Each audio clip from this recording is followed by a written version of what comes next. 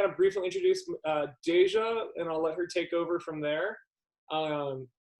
Deja's a friend of mine that I met a few years ago, just playing in a tournament. And like I said, she played at Penn State. She's from Kentucky, and you're in Kentucky right now, back home with family during quarantine.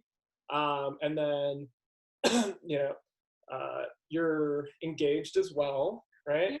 And your fiance plays volleyball, right?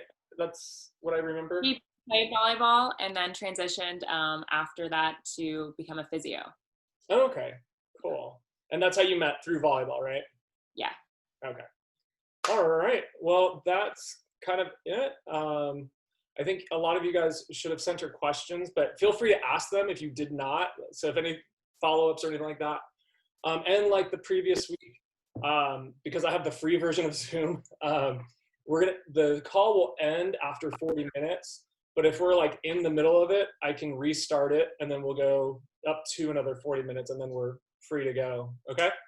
So that's it. So Deja, feel free. Yay. First off, thanks for everybody who sent me questions.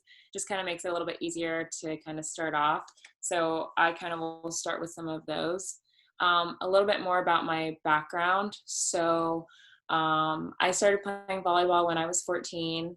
I kind of got into it because a friend of mine was like, originally I played tennis, so I didn't know anything about volleyball. And my best friend was like, hey, I want to go to the tryouts, but I don't want to go by myself. So she dragged me along with her, and I went, and I was bad. I was really bad. I actually attacked a serve because I didn't know that was against the rules. But I kept playing because I loved it. I loved the team, a big group of girls. I loved cheering for other players, and I just loved the atmosphere. And so I've been playing volleyball ever since then. I went to Penn State, where I graduated with a bachelor's degree in broadcast journalism. And I have not used that yet because I decided to go into professional volleyball. And I've been playing professional volleyball for 7 years now. I started off playing in Azerbaijan, which, if you don't know where it is, that's okay. I had to look it up too. Azerbaijan for a season, 3 seasons in Poland, 1 season in Italy, and 1 season in Brazil. And I've just signed a contract to continue playing. I don't think it's common knowledge yet, so I won't be able to tell you where, but continuing to play volleyball. And so yeah, that's pretty much my volleyball background. Some of the questions that you guys sent, I'm just going to kind of go off of. One question was, what's the main difference between high school volleyball and professional volleyball? And that's a pretty big jump for me. So I'm going to kind of go through high school, college, and pro. Because in high school, I think a lot of times it doesn't matter if your high school team is crap. It doesn't matter if you don't get to play a lot in high school. I think the main things about ball is learning the fundamentals, learning how to work in a team situation, learning how to be coachable, and getting seen. A lot of times it happens in club ball, at least for me. You guys are in a lot different situation because you're in California and you have a lot of visibility. So your high school team might be really good, and that might be the way that you get seen. But for me, my high school team was crap. I really had to work hard to learn my main fundamentals and those skills in my club's situation. As far as switching into college ball is, you should already have the fundamentals down by then. You should already kind of understand your body, but it's going to be about upping your level of how fast you can go. How fast can you learn? How fast can you absorb this new, and how fast can you adjust? Because you're going to be playing maybe in a different position. Maybe you're going to be playing, switching between which kind of girls you're playing with, a new setter or a new libero. So you won't be with the same girls that you probably were playing with for 4 years. A lot of that's going to change, and it's going to be a lot faster paced. And on top of that, you're going to be studying heavy stuff. So a lot of that is a balance game. Now, when we talk about to professional ball, pro ball is kind of like the heart and soul of playing, that kind of passion that you have for playing, it kind of gets turned into a business.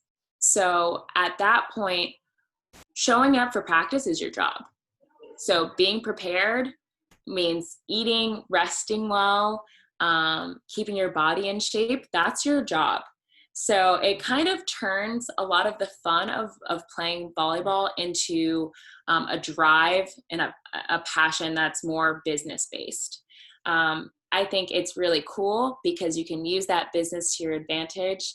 If you'd love to travel, if you'd love to see the world, if you want to make some money, it's a great way to use your passion and drive that you've already cultivated in college and find a way to make a career out of it. So I don't know, I forget, I think that was Josie's question. Did I answer that question for you, or do you want me to go a little bit more in depth? Is Josie here? Josie was here. Let me see here. Where is she? Josie may have lost connection because I don't see her anymore. Okay. She's the one that was with Katrina at the beach. Oh, okay. She's texting me. Hold on. Let's see here. I lost connection. Okay, yeah, they're lost. So I would say if, with college and stuff, because I know if you don't end up playing in college, it's still such a big decision for the girls and anybody, you know. What would your perspective be on finding the right college then? So I think definitely understanding what kind of player you are, understanding what you want to get out of volleyball in college is going to help you decide, one, whether you play or not, and what level you want to aim for. Because playing D1 ball, it's a lot of your life. It's a lot of sacrifice. And for people who want to be doctors or want to get into fields where you need to be very, very active in outside of the classroom work, you're going to struggle. I'm not saying it's not doable. I'm just saying a lot of coaches will push you to the absolute brink, and it's going to be very difficult to balance those two things. I definitely think that you can do it, but you have to know that going in. For players who want to continue to play volleyball, they love it, but they want less stress and strain on the academics. Looking at the D2, D3 schools is definitely something that is a great way to continue to play ball and also work on academic stuff. I think if you look at yourself and you know that you want to push yourself to be a better player and a stronger player, a lot of that is going to come down to your coach. So I don't think that I could have continued. I don't think I could have grown as much as I did grow in college if I hadn't chosen Russ Rose, because I knew he was literally going to kick my butt until I wanted to quit. So that I knew that was what I wanted out of myself. And I was willing to make that sacrifice. And that's why I chose the college that I chose. So getting to know your coach, your potential coach, and getting to know their style of coaching, if they're the type that are going to make you run your butt off, but you'll be really good, or if they're the type that are going to sit down and speak with you and be kind of more of a verbal kind of push. Find the one that's going to be a good fit for you. All right. So the next question that I had, I don't know how to say your name. Is it Ayla? Is that it? It's Ayla? Ayla, Ayla. yeah. Mm-hmm. So you kind of asked me a question about volleyball and the impact it's had on my mental health and on my views on life. And I think that was a really great question. I think when I think about volleyball, it's a big stress factor, right? Like, it's stressful to play in front of a lot of people. It's stressful to lose. It's stressful to train a lot every day. It's very stressful. So when we talk about mental health, there's definitely, concerns there. I think especially when you work with coaches who really push you hard and tell you maybe you're not good enough or tell you need to be better, which are valid things, you have to realize that they're telling you those things because they care about you. They're telling you those things because they want you to be better. And they're telling you those things because they believe that you can do better. Hopefully, it's never an attack on your person. It's never an attack on who you are. It's more of, I know you have potential.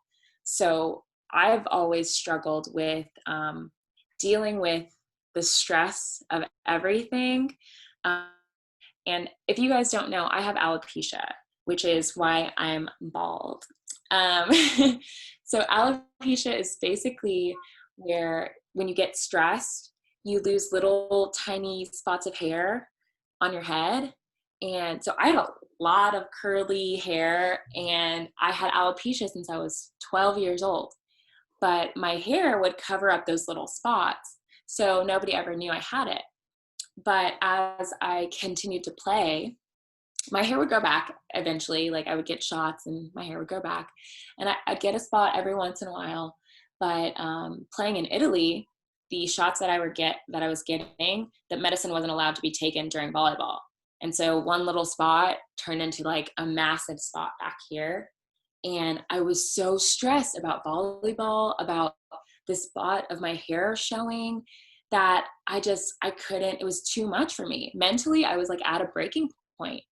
And so for me, what I really had to do was I had to look internally, and I had to say, I know who I am. I know I'm beautiful. I love myself. I know I'm awesome. And I know I'm all those things with or without hair. And so after that season, I shaved all my hair off. And I was like, this is the best thing that I have ever done. It really helped me realize who I am and how strong I am. And that aspect of it, that mental health aspect of it, has really helped me improve. So volleyball has done some really cool things for me, and also has put me in some really hard places. But ultimately, it is a source of ability for me to like be proud of myself and to understand how strong I am. So if you can try to balance those two things, not let the stress overwhelm you, but also let it empower you, I think that is a great way to deal with the mental health aspect of it. Hopefully that answered part of your question. Yeah, that was perfect. Thank you. I think the views on life, traveling, volleyball is a great sport to help you with working with a team, obviously, trying to improve, sacrifice, determination, all of those things that you guys already have obviously learned. But I think another thing about traveling with playing overseas, it has shown me how many different people there are out there, how many different cultures, how many different styles of life, good and bad. And that has really expanded my mind.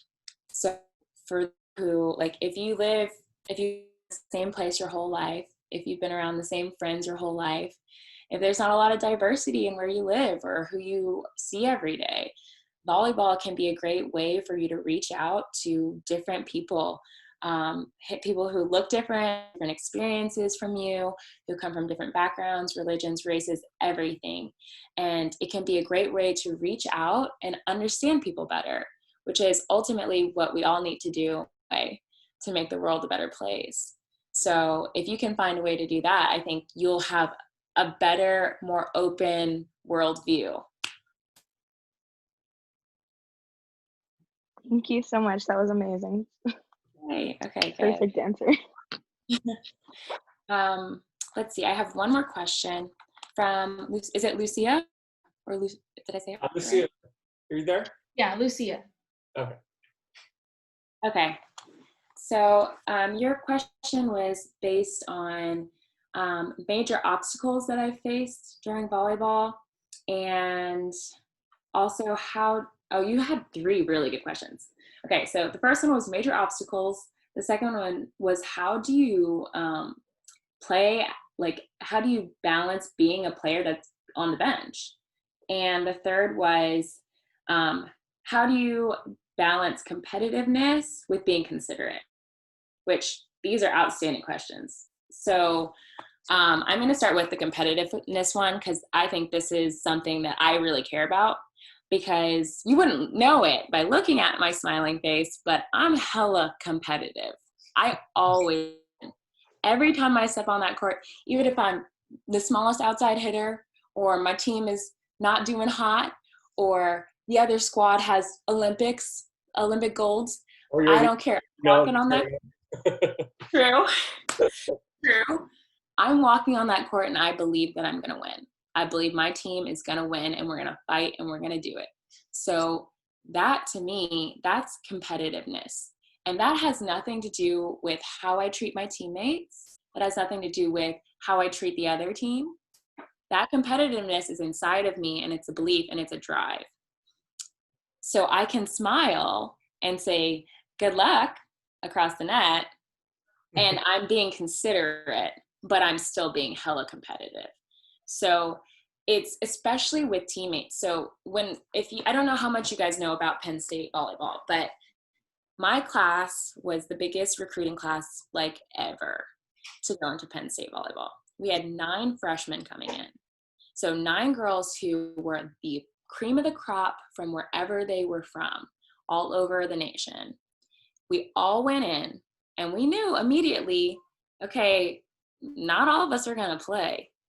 Maybe like 2 or 3 of us will play, because these girls had a national championship. So the girls are already there. They were ready to go. That competitive spirit is not always healthy. It's not always nice. It's not always considerate. And you have to deal with that coming from teammates a lot of times who are ready to, do some stuff to you. But to me, it was always super important that I keep that considerate side, that I smile, that I'm a good teammate, that I find a way to fight with the girl who's in my position, but also lift her up. At the end of the day, I didn't want to have the position because I was the meanest and I fought my way there. I wanted to have the position because I was the best player. So I think if you can keep that mindset and find a way to with kindness, I always feel like that's the best way. Did that answer your question? Okay. Thank you. Yeah. So the next one that I had was how to be a player on the bench, which is fantastic because I was never taught that. That's not something we go around teaching a lot of times. And it's a reality for a lot of players. It's not a bad thing to be on the bench. It is not a bad thing. You are equally as part of the team as a girl who's on the court. In fact, people who play that role are vital to the team. So starting my pro season, when I first came in, I was young. I was 20 years old. A lot of these girls were 30 years old minimum.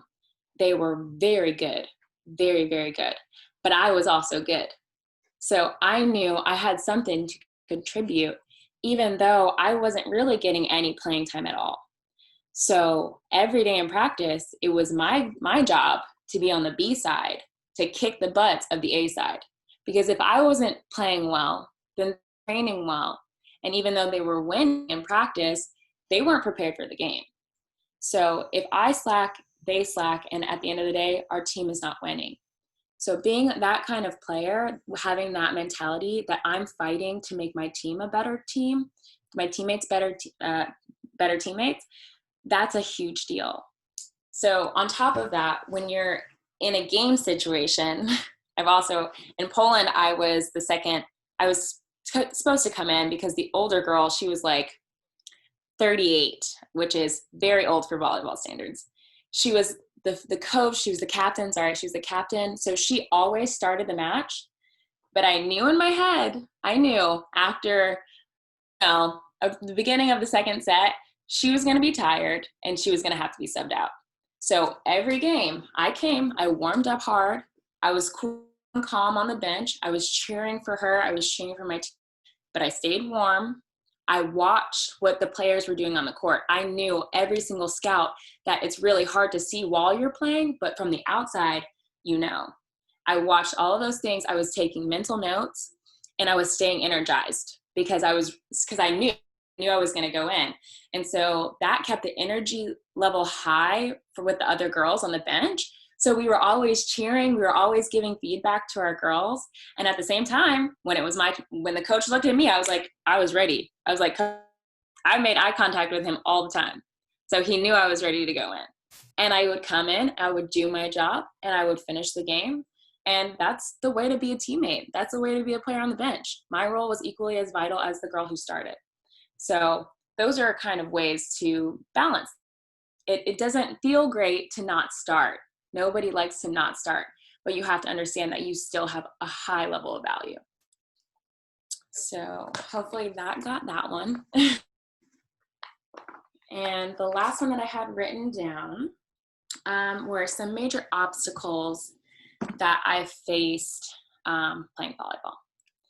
So the first one I would say would be dealing with injuries.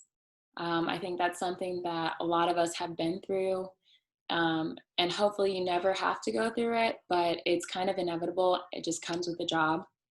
Going through injuries, big or small, is very, very hard on your mentality, very, very hard on your body physically, and things that linger. It's not just it.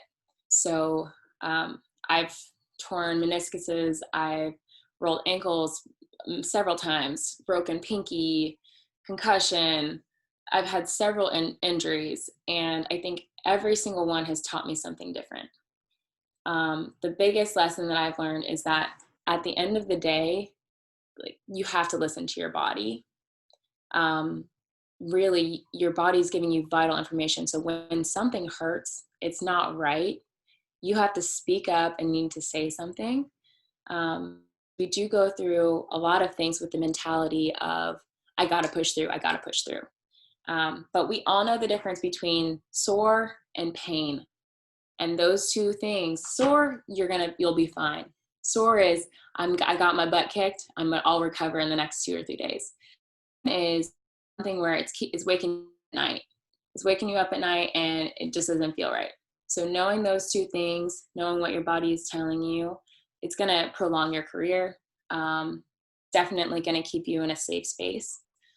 So along the lines of injuries, those are obstacles that I think we'll all have to face, but mentally prepare yourself to work hard, even harder back, even harder in the gym, even harder to prevent the injuries. So stretching and doing your weightlifting and eating right and getting enough sleep. And I would say the second biggest obstacle has probably been racism, which I don't know. I mean, obviously you guys have seen the news and you've seen kind of what's going on in the world right now. And hopefully you've taken note to the situation and how you can improve the world around you, even if that's in a tiny way or even if it's on a big scale. But racism is something that has been very prevalent in volleyball. And unfortunately for me, it's been a big obstacle. Everywhere that I've been playing overseas, I've had 1 or 2 instances where it's hit me. And I'm lucky because I'm very resilient. And like I said, I love myself. I know I'm awesome. So I don't let that affect me. I try not to let that affect me. But I think volleyball is a very predominantly white sport. And so kind of being targeted a lot of times would happen. It would just be me. So this last season I played in Brazil, and I was playing in a match. It was being aired on Facebook Live, and somebody got on the comments and said some nasty things about me and about me being Black. And at first I didn't see it, but the next day I had my phone just like blew up, and I was like, what is going on? What is going on? And I found out that this guy had said some really rude stuff. And the first thing that I did was I laughed. I laughed because was in Brazil, which is, there's Black people everywhere, everywhere.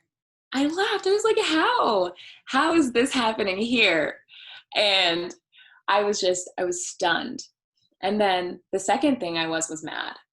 I was mad because little girls who don't have the same confidence that I have, that don't know themselves yet, that aren't confident and know that they're beautiful and strong, we're probably going to see that and we're going to feel less than.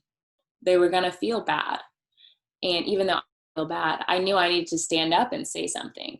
So I went to the police, and there, racism is a crime. So I filed a complaint. I told them I want this person charged, and they got a fine. So the next time that they do something racist, they're going to jail. And to me, that is the kind of thing that needs to happen. I know our system is a little bit different, but I had amazing teammates who immediately stepped out on Facebook, on Instagram, who supported me, who were so outspoken about this incident that made me feel like I was in a safe space and that I was okay. And I think that's a huge part of the volleyball community. So with problems like racism and dealing with injustices as far as volleyball goes, you can be an ally. It's a huge deal. So those are my two biggest obstacles. I think that hopefully you guys don't have to go through either one of those, but be prepared and know that you're strong and that you could get through those kinds of things. Cool. So that was all the questions that were sent to me. Hopefully I answered some things that you guys wanted to know. Feel free to ask me anything, like my favorite food or my favorite Poland, or literally anything about anything, or what's going on in the world, because I would love to talk about that as well.